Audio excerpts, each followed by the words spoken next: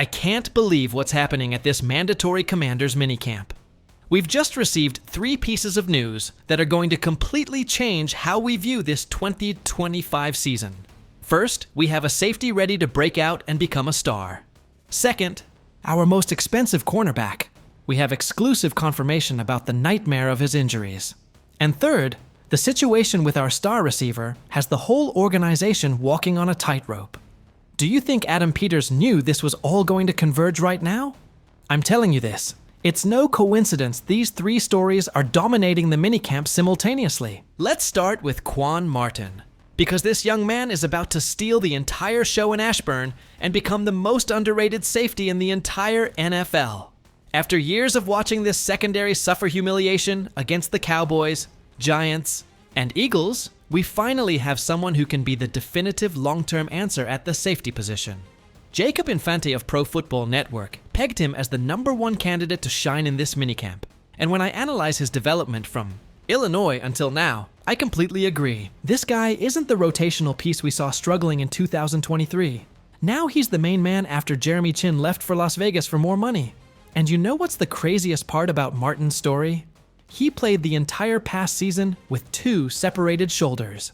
When I talk about commitment, about that burgundy and gold mentality we so desperately lack in this league, that's exactly what this young man represents. While other players sit out for minor injuries, Martin kept on striking, covering receivers, and tackling with both shoulders busted. In 2023, Martin was primarily a nickel defender, playing in the slot and learning the system.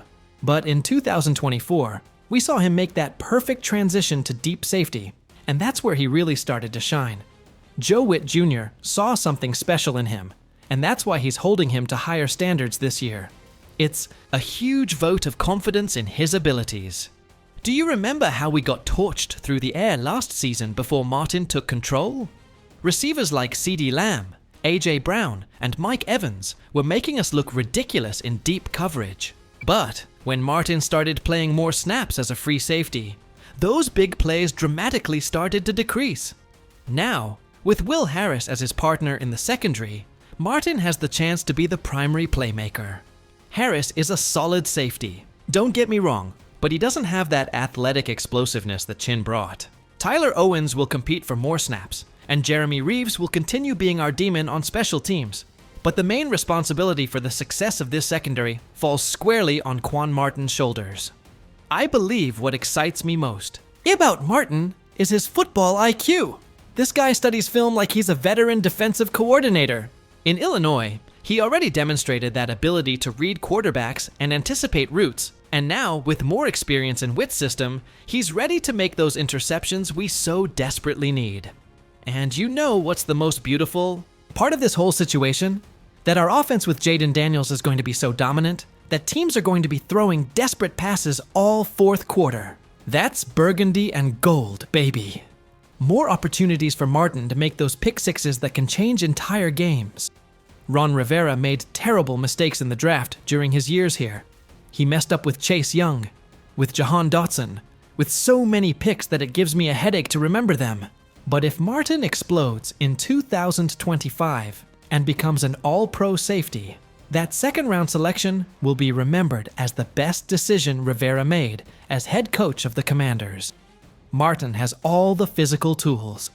6 feet tall, speed to cover deep natural instincts for the ball, and that aggressiveness you need to play safety in the modern NFL. But what truly convinces me is his mentality.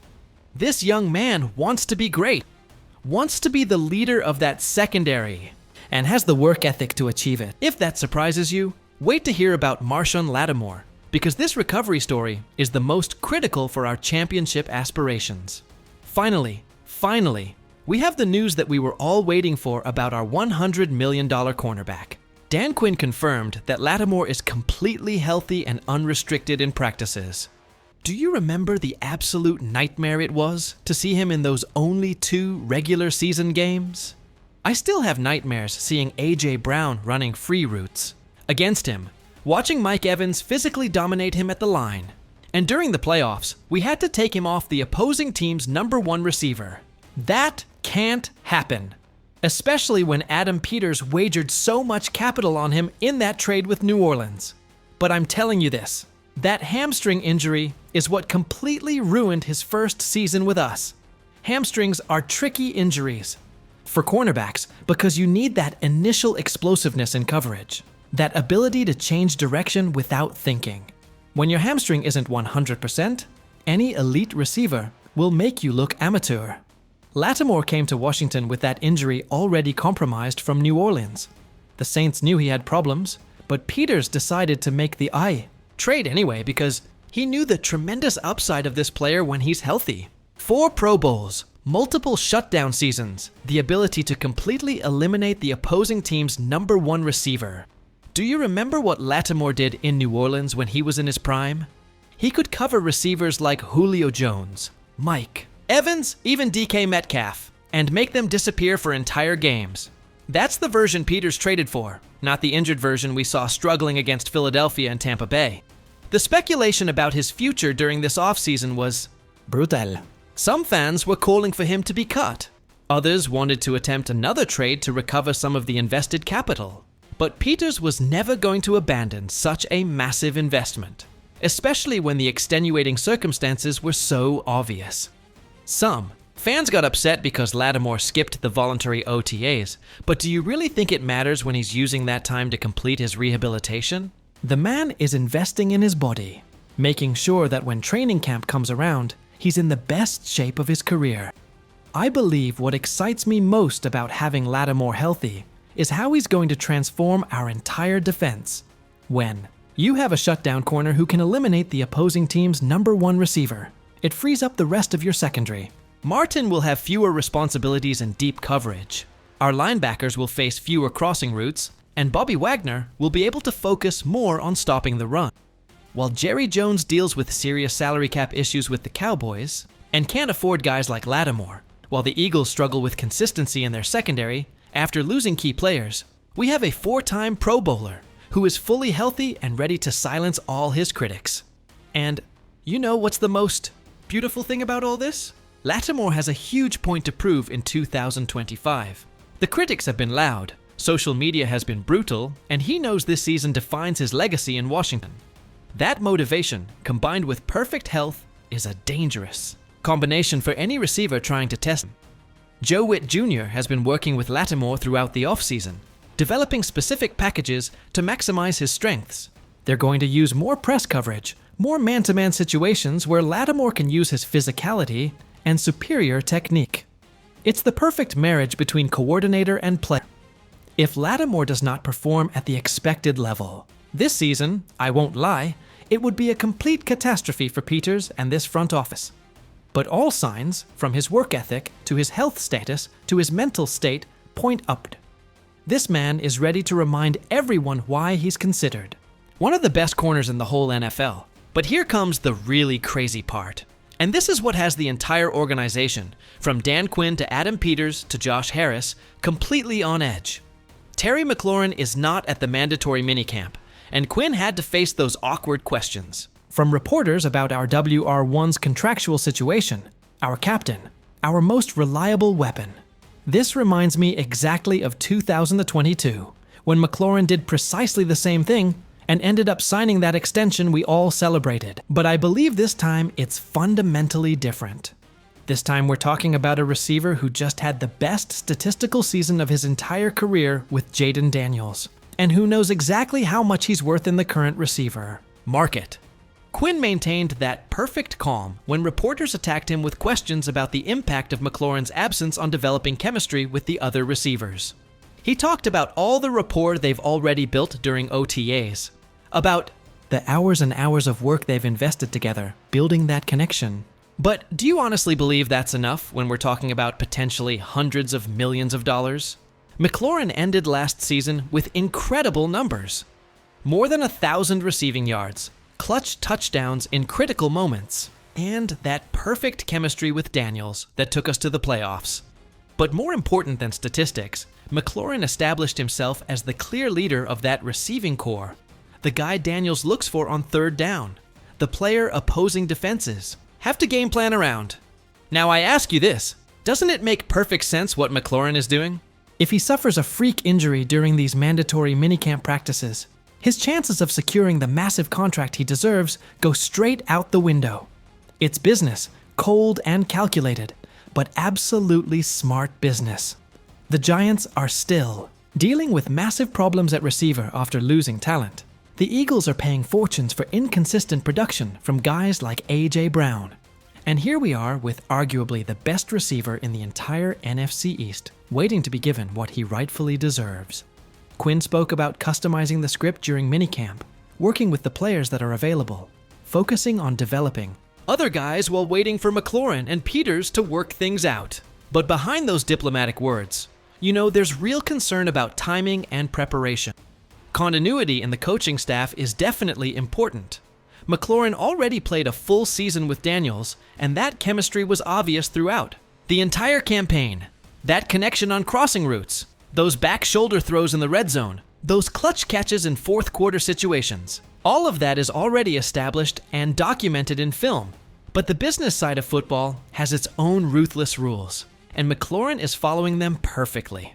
He sees what happened with Chase Young, who left over money issues. He sees what's happening with players across the league who aren't getting properly compensated. And he absolutely doesn't want to be another cautionary tale. If this holdout extends into training camp, then we're going to have real problems. Not so much, because McLaurin will miss regular season games, because that's highly improbable given his professionalism. But because he will need significant time to readjust his body to being in football shape, and that could definitely affect the start of his season.